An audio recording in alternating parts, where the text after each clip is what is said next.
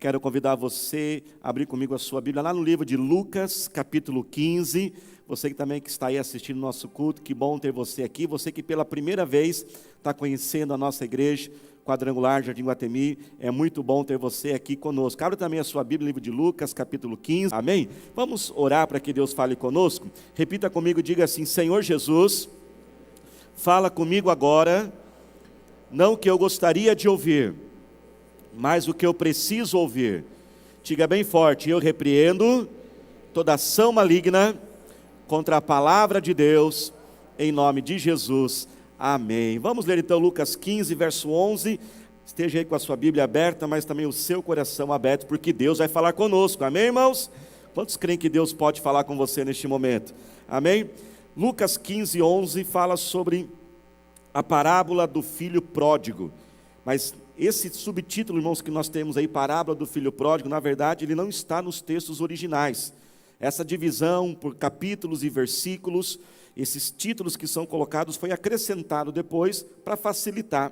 Mas na verdade nós poderíamos dizer que o melhor título desta parábola não é a parábola do filho pródigo ou filho perdido, mas a parábola do amor do pai. Diga comigo: o amor do pai.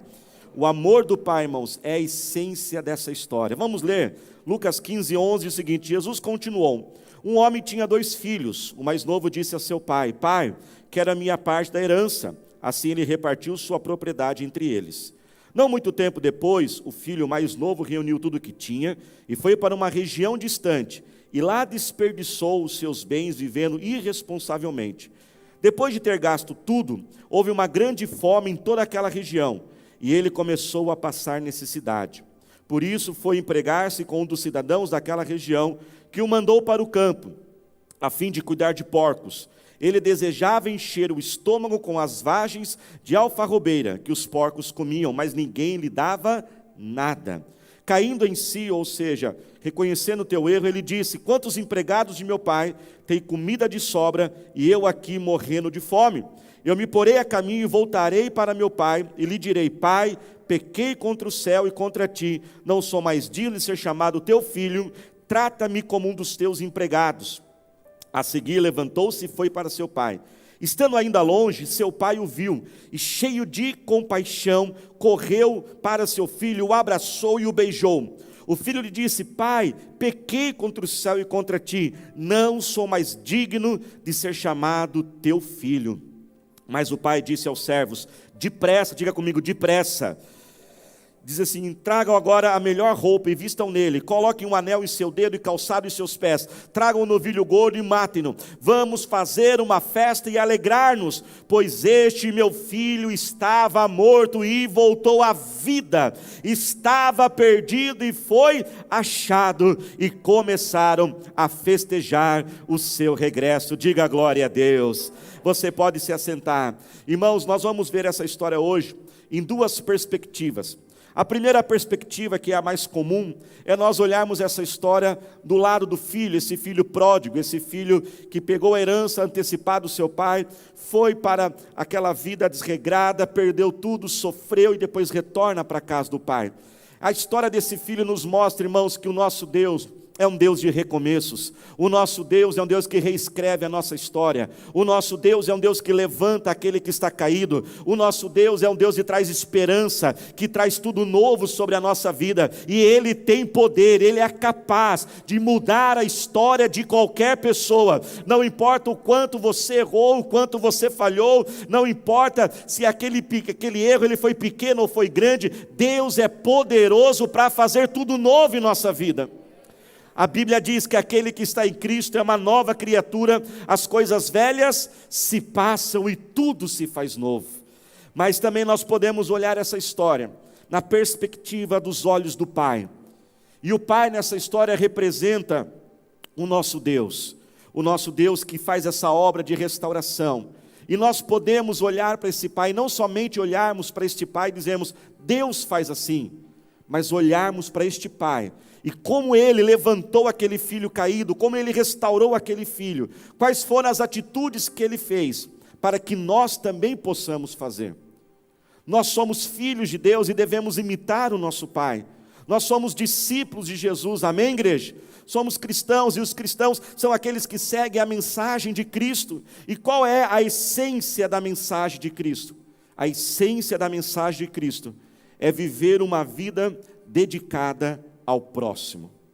A vida, irmãos, que realmente vale a pena ser vivida, a vida que faz sentido, a vida que tem propósito, a vida realmente que tem significado, a vida realmente que deixa mais do que uma herança, que deixa um legado, é a vida aonde você usa a sua existência para melhorar a existência do outro.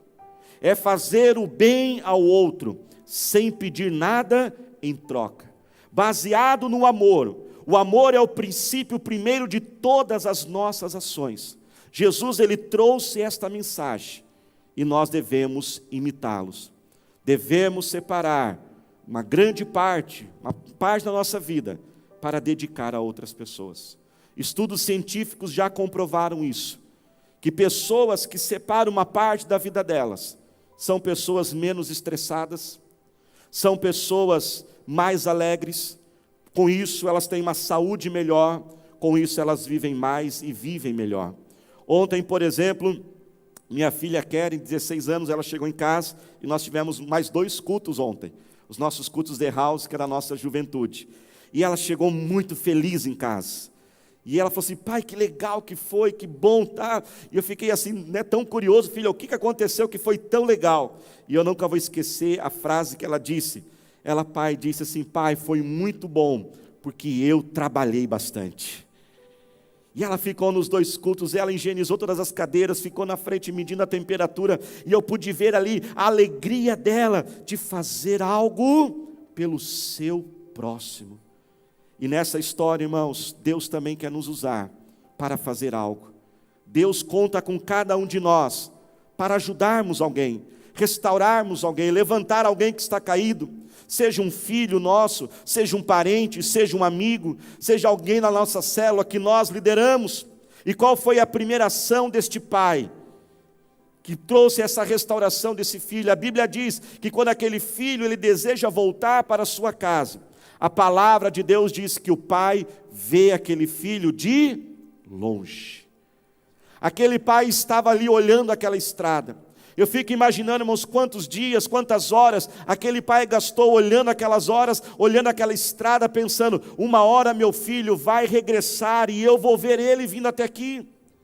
Mas, irmãos, aquele pai só pôde ver o filho vindo, porque os olhos estavam ali. Mas se ele estivesse, irmãos, somente pensando nele, olhando somente para ele, ele não conseguiria ver o seu filho voltar.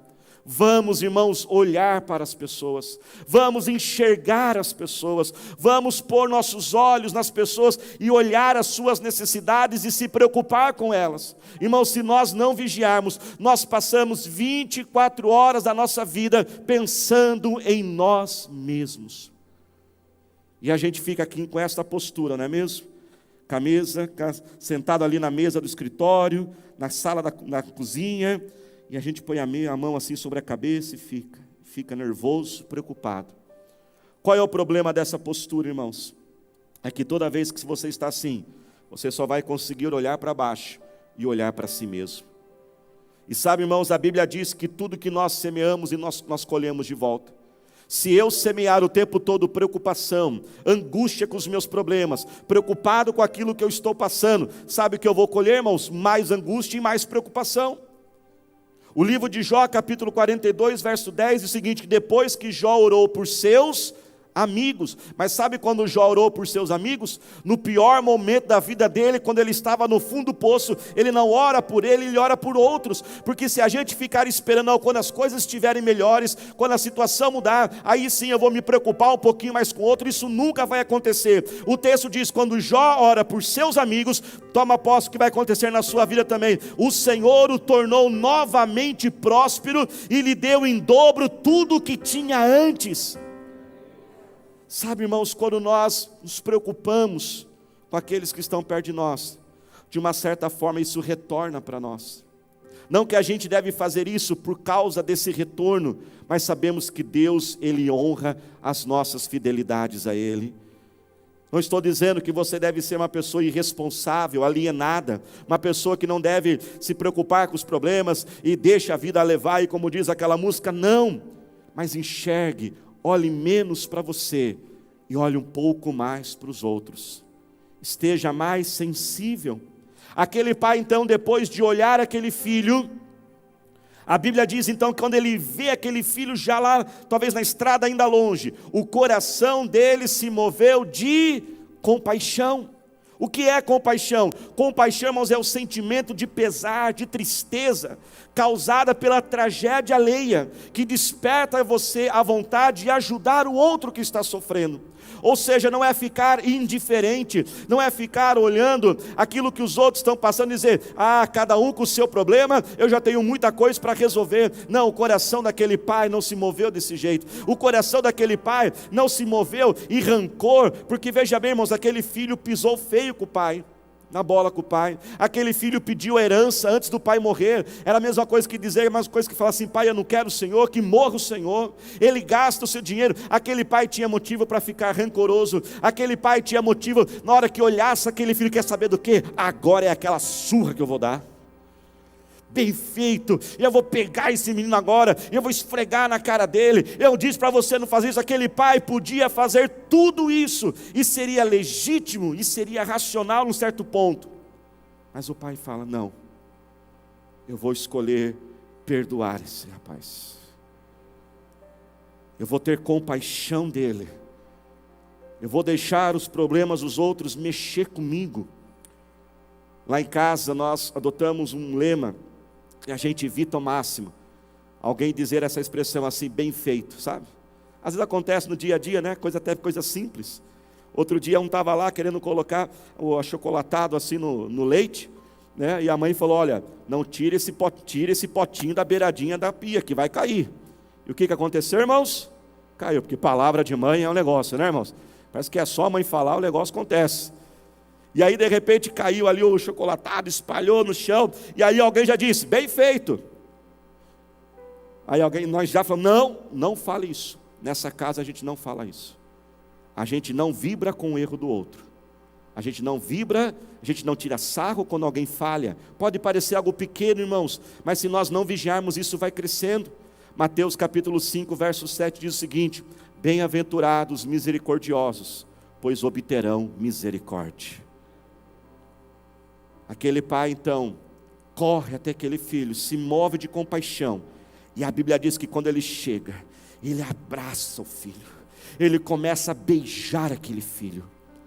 Sabe, irmãos, o que aquele pai está querendo dizer? Ele está fazendo de tudo para mostrar que aquele filho é aceito, que aquele filho não vai levar uma bronca, que aquele filho não vai ser rejeitado. Sabe, irmãos, sem aceitação nós não vamos conseguir se relacionar com ninguém. A aceitação, ela é a base do relacionamento. E quando eu falo de aceitação, eu não estou querendo dizer de você ter um conformismo assim total, um conformismo cego, dizendo, olha, pode fazer tudo o que você quiser, está tudo assim liberado. Eu também estou falando de você aceitar assim, falhas morais, pecados, não estou falando disso. Mas o que Deus está querendo dizer para nós, irmãos, nessa noite, é que nós não podemos colocar o comportamento da pessoa na frente de quem ela é. Quando nós olhamos o comportamento primeiro, depois quem ela é, nós nunca vamos conseguir se relacionar e aceitar ninguém. Mas na verdade o que nós temos que fazer é olhar primeiro a pessoa e depois nós vermos o seu comportamento. Todos nós, irmãos, temos manias, temos hábitos que irritam os outros. Todos nós temos manias que os outros não gostam. Tem gente que vive atrasado, tem gente que é irritante, tem gente que é mal vestido, tem gente que só fala de futebol, não tem outro assunto. Todos nós, só que se a gente ficar olhando o que o outro faz que me irrita, que me chateia, o que eu não gosto, eu não vou conseguir me relacionar com ninguém. Eu não vou conseguir ter ninguém por perto de mim. Esses dias, irmãos, aconteceu algo interessante. Estava assim uma mãe e uma adolescente. E a adolescente estava com aquelas calças de adolescente tudo rasgada, né, gente? E aí, né, aquela brincadeira, ó, você pagou mais barato por essa calça aqui, né? E quando a mãe viu isso, e o pastor falando, né, para a filha dela, né, ela pensou assim, até percebi que ela se empolgou um pouquinho, falou assim, puxa, é hoje, o pastor vai me ajudar, né? Vai lá, pastor, né? E de repente eu falei assim, que calça mais legal a sua, hein? A mãe ficou assim, acho que a mãe está brava comigo até hoje, né? Mas eu pude perceber naquela adolescente. Irmãos, olha a nossa igreja, que maravilhosa. Essa igreja com uma multidão de jovens e adolescentes. Irmãos, e nós pegamos pesado com eles, viu? Não acho que não pensa que a gente alivia, não. Nós pegamos pesado, a gente ensina, a gente mostra o que é pecado. Só que a gente coloca primeiro quem ele é e depois o comportamento por trás. Nós estamos vivendo, irmãos, essa situação. Você já imaginou o que que seria na nossa igreja sem essa juventude maravilhosa que entende dessa tecnologia, que nos ajuda demais com todas essas transmissões, com o grupo de multimídia, louvor, de dança, tantos ministérios, irmãos. O que seríamos de nós? Vamos ser sinceros, nós mais velhos aí, se a igreja dependesse de você agora na tecnologia, hein? Fechava a igreja, não fechava? Mas louvado seja Deus. Agora, se a gente fosse, irmãos, um monte de pessoas chata com jovens, adolescentes, nenhum deles queriam estar aqui conosco. Nós ensinamos a verdade, mas mostramos que a pessoa vem antes do comportamento dela. Quem está dentro, diga amém. Aliás, vamos aplaudir ao Senhor Jesus por toda a nossa juventude, todos os ministérios, terraus, o louvor, esse pessoal maravilhoso. Eu acho que eles merecem mais, irmãos. Vamos aplaudir mais forte ao Senhor. Glória a Deus. Uma outra ação daquele pai, ele deixa o seu filho falar. O filho começa a dizer: pai, eu pequei contra o Senhor. Eu acho que hoje, irmãos, vale a gente lembrar o que a gente ensina muitas vezes lá para o ministério infantil, mas a gente precisa ensinar para muito adulto também, que Jesus nos ensinou. Tiago 1,19, meus amados irmãos, tenham isso em mente, sejam prontos, todos prontos para ouvir, tardios para falar e tardios para irar-se. Diga assim comigo: Jesus me deu, falar mais forte, tem que atravessar o som da máscara aí, viu? Jesus me deu uma boca, duas orelhas. Vamos então fazer o que, irmãos? Falar menos e ouvir mais. As pessoas estão precisando ser ouvidas. Nós precisamos falar, mas tem pessoas para ouvir? Tem pessoas que vão ouvir sem julgar? Tem pessoas que vão ouvir e não vão espalhar para os outros? Irmãos, nós precisamos desabafar, nós precisamos externar. Se atente às pessoas, pergunte para elas, quando mandar uma mensagem, e aí, está tudo bem?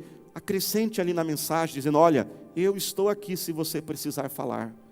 E você vai ver como as pessoas vão se soltar mais. Porque, irmãos, é melhor esvaziar do que explodir. Por isso que tem muita gente explodindo, porque ela nunca esvazia. Aquele pai, então, ele diz aos seus empregados: depressa, tragam agora roupas, o anel e as sandálias. Aquele pai entende que ele não pode perder o tempo. Aquele pai entende que chegou a hora daquele filho viver algo novo. Aquele pai entende que aquela vida, aquele passado tinha que ser deixado para trás. Irmãos, e mais uma vez Deus está repetindo a sua palavra para nós, que tem dito nos últimos cultos: é hora de passado ser passado o mais rápido. Se liberte dos erros do seu passado, perdoe os outros que falharam com você, perdoe a si mesmo, porque chegou a hora de viver aquele novo que Deus já separou para nós. Depressa, o Senhor diz: deixa ali o tradicionalismo, deixa aqui aquele saudosismo. Mas aquela época era assim, agora é outra época, e chegou a hora de se atualizar, chegou a hora de viver aquilo que tem do Senhor novo para nós. Ainda dá tempo, nunca é tarde para recomeçar. Você pode dar glória a Deus? E o que o pai manda trazer então? O pai manda trazer roupas, o anel e sandálias. Sabe, irmãos, o que o pai estava querendo resgatar naquele momento? A identidade daquele filho. A identidade dele estava toda destruída. A identidade dele está tão assim acabada, que a Bíblia diz que ele está trabalhando com os porcos, e trabalhar com os porcos naquela época era o pior de todos os trabalhos que existiam. E ainda ele diz que ele ainda quer comer a comida dos porcos. Ele nem talvez se considera mais gente. E ele diz: então eu vou voltar para a casa do meu pai, e se meu pai me receber como um empregado já é o suficiente. Sabe o que ele está dizendo? Qualquer coisa está bom. E ele começa a pedir, ele começa a desejar qualquer coisa, porque ele se sente qualquer coisa. Naquela época, somente os membros da família que usavam boas roupas. Só os membros da família é que usavam o anel da família. Só os membros da família que usavam sandálias, escravos nem usavam sandálias, só viviam descalços. Aquele pai está mostrando para aquele filho: filho, sim, você errou, filho, você fracassou, sim, filho, você tomou uma decisão errada, mas você continua sendo meu filho. E Deus continua inundando o nosso coração nessa noite e dizendo: meu filho, a sua verdadeira identidade não é esse erro, não é essa falha. A sua verdadeira identidade é que você é o meu filho e a minha filha. Quando, irmãos, nós começamos a nos inundar do amor do Senhor, este amor que não pode ficar somente em nossa mente, ele também tem que estar em nosso coração, o amor do Pai. Então eu começo a olhar: Ele é o meu Pai, e eu sou o seu filho, Ele me ama, Ele morreu naquela cruz por mim, ou seja, eu tenho valor, eu sou importante, eu sou especial, eu sou um filho de Deus, eu sou uma filha de Deus. Quando eu curo a minha identidade, aí que eu vou curar o meu comportamento.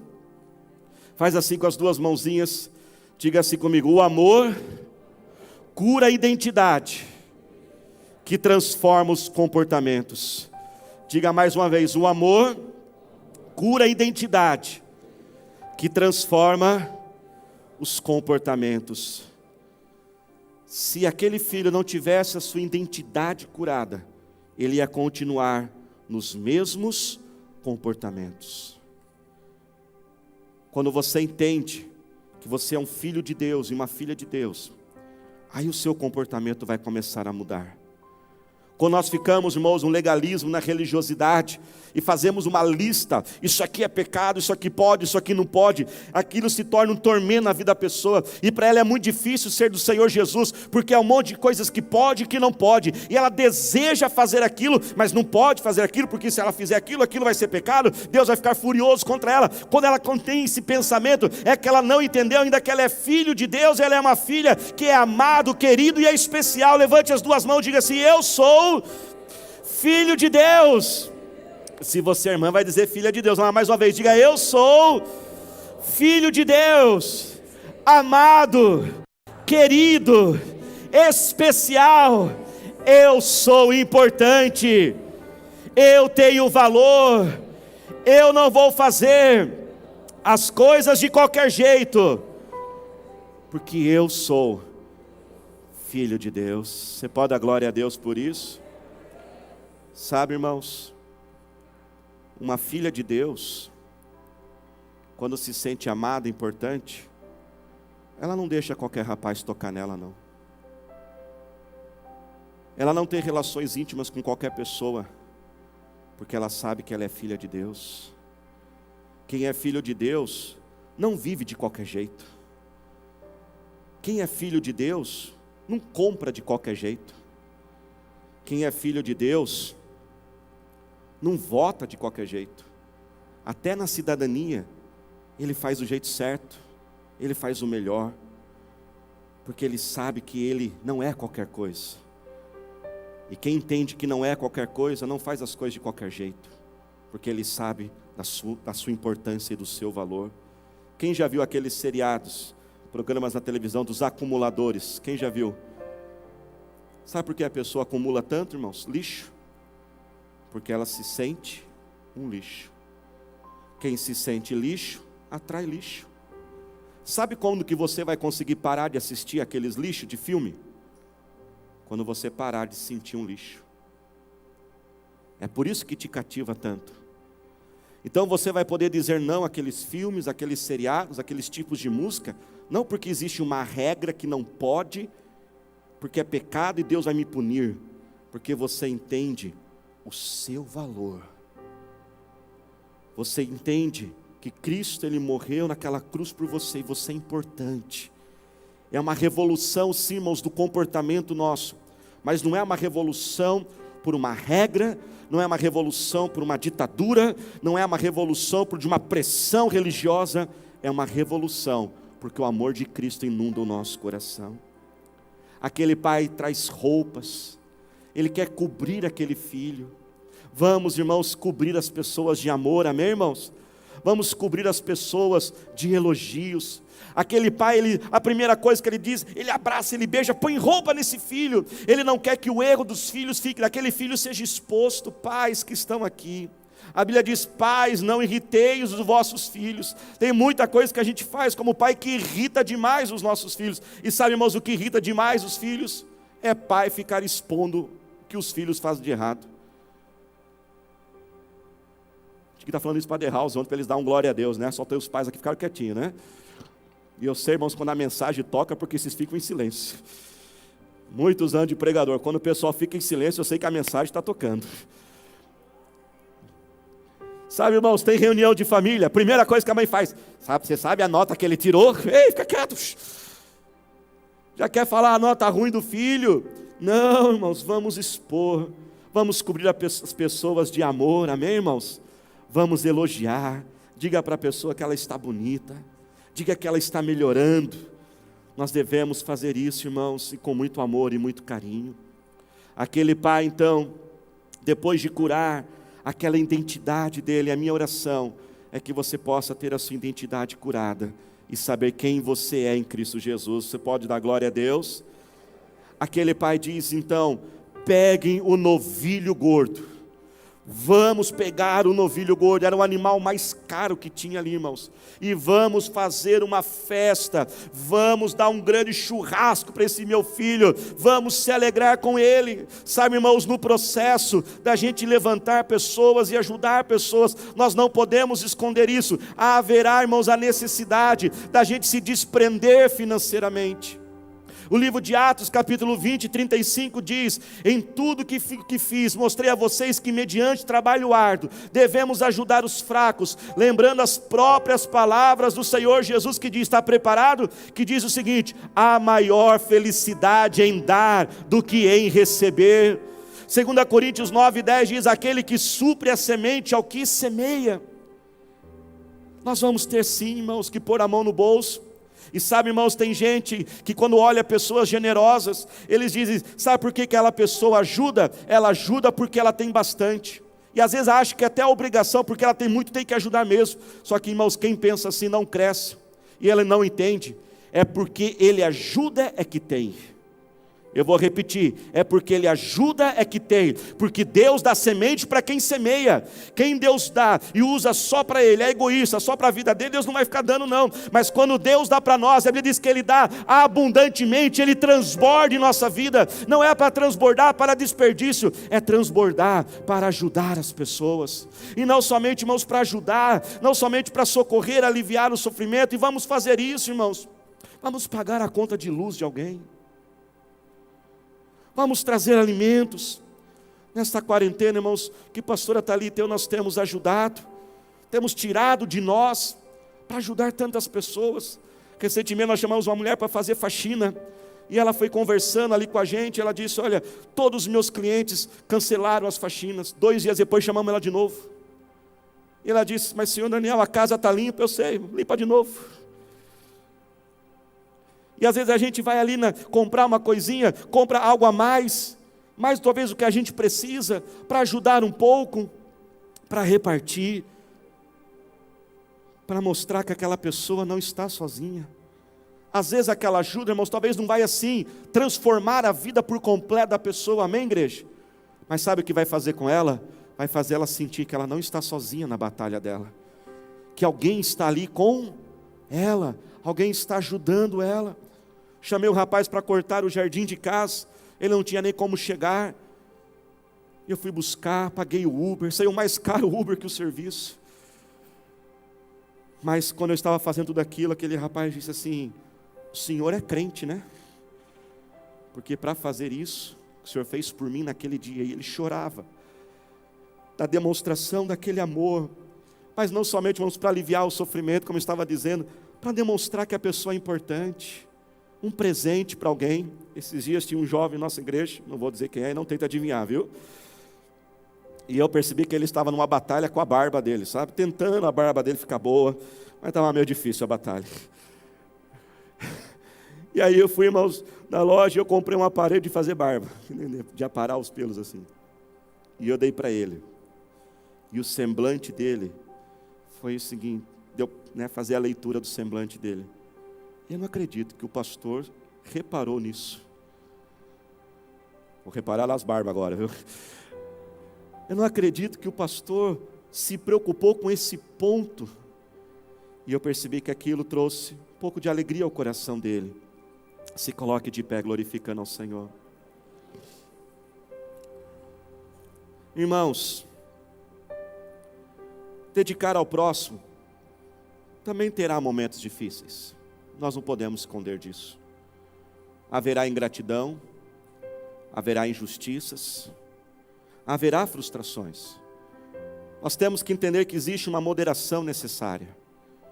Aquele pai fez tudo por aquele filho, mas também teve limites. Aquele pai não devolveu a herança que o filho perdeu, porque o texto diz que todo o restante agora era do filho mais velho, que não desperdiçou a herança. Para nós dedicarmos, irmãos, ao próximo, e nós temos essa força necessária para superar essas decepções, nós temos que lembrar das palavras de Colossenses 3, 23 ao 24, que diz o seguinte: e tudo o que fizerem, façam de todo o coração, como para o Senhor e não para os homens, sabendo que receberão do Senhor a recompensa da herança. É a Cristo, o Senhor, que vocês estão servindo. Se a pessoa for grata e se ela reconhecer o que você fez por ela, glória a Deus por isso. Mas se ela não fizer, saiba que o nosso Deus está vendo todas as coisas. Por isso, continue firme neste propósito. A Bíblia nos diz, irmãos, que aquele jovem estava morto e voltou à vida. Aquele pai diz: o meu filho estava perdido, ele voltou a viver novamente, ele foi achado. Mas nós podemos perguntar, irmãos, mas pastor, aquele filho nunca morreu, ele esteve vivo a história toda? Não, irmãos, ele não estava morto fisicamente, mas ele estava morto espiritualmente. E quando nós olhamos, irmãos, a humanidade nós podemos dividir em dois grupos.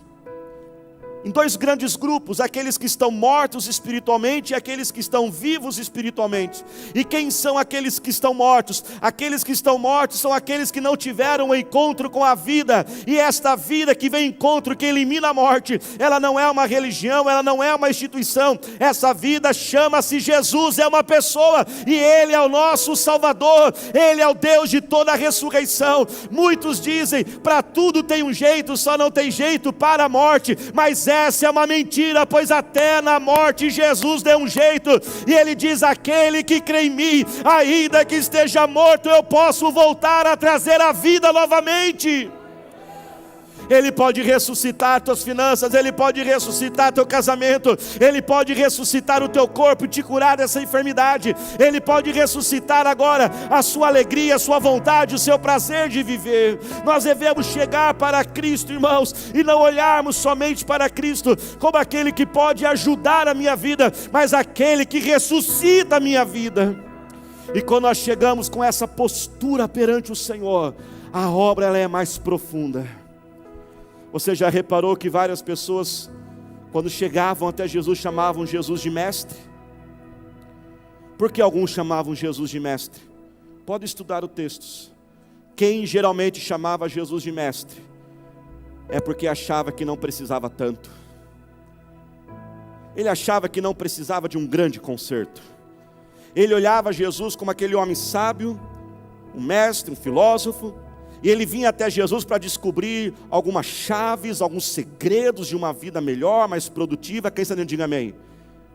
Mas quem vivia uma obra profunda é aquele que não olhava Jesus somente como mestre, mas como salvador da sua vida. Aquele que é a razão, aquele que é a essência, aquele que, se não me encher todos os dias, não há razão para viver. Aquele que traz a esperança, aquele que traz vida aonde há morte. Jesus, Ele deu a vida dele pela sua morte. Se há algo morto, destruído em sua vida, você está numa boa situação. Sabia disso? Porque Ele pode fazer tudo novo a partir disso. Você pode recomeçar. Você pode zerar tudo. Você pode ser livre desse você mesmo, pois Ele traz liberdade, pois a Bíblia diz que conhecereis a verdade, e a verdade faz o quê? Ela te liberta, e Jesus é esta verdade. Fale agora, levante as tuas mãos, vamos orar neste momento. Vamos orar agora, Pai. Nós te pedimos agora, Senhor, dai-nos, ó Pai, esta sensibilidade. Senhor, ó Pai, tantas pessoas perto de nós, estamos vendo, ó Pai, esta crise neste momento, Senhor. Ó Deus, ó Pai, tantas pessoas, ó Pai, eu sei que elas precisam da ajuda física, da saúde, Pai, que é necessário, mas também estão precisando, ó Pai, da ajuda emocional, psicológica. Quantos, ó Pai, andam mais estressados, quantos estão andando, ó Deus, ó Pai, mais nervosos, preocupados, depressivos, Senhor. Quantos, ó Pai, estão, Deus, ó Pai, abalados financeiramente, Senhor. Ó Deus, ó Pai, dai-nos a sensibilidade, que, ó Pai, que nós possamos amar as almas e dedicarmos a elas, ó Senhor Deus. Nós vamos orar agora, igreja, por todos aqueles que se dedicam em nossa igreja, amém? Vamos fazer uma oração por todos os voluntários, líderes de células, anfitriões, pastores. Vamos clamar a Deus agora, Pai. Nós louvamos a Ti por essas vidas, Senhor, que se dedicam a Ti. Obrigado pela vida delas, ó Senhor.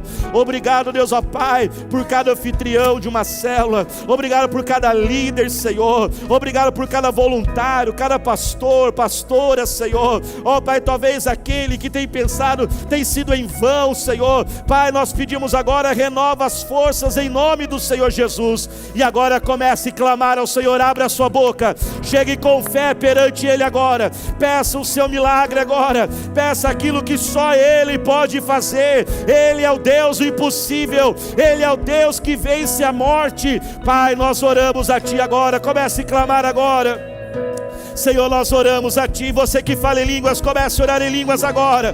Ó Espírito Santo de Deus, levanta, ó Pai, aquele que está caído, Senhor, vai levantando, Pai. Eu oro, Senhor, por aqueles que estão, Senhor, nos seus lares, que esta unção chegue agora, Pai, nesta sala, que chegue, meu Pai, nesta cozinha, neste quarto, Senhor. Aquele que ouve essa palavra ali no seu carro, que o poder do Espírito Santo venha agora. Levanta o caído, Senhor. Cura essa identidade, essa vida que diz eu não tenho valor, essa vida, Pai, que se considera um lixo, essa vida, Pai, que pensa que se ela sumisse ninguém notaria ela. Eu repreendo agora todas essas mentiras. Saiam agora.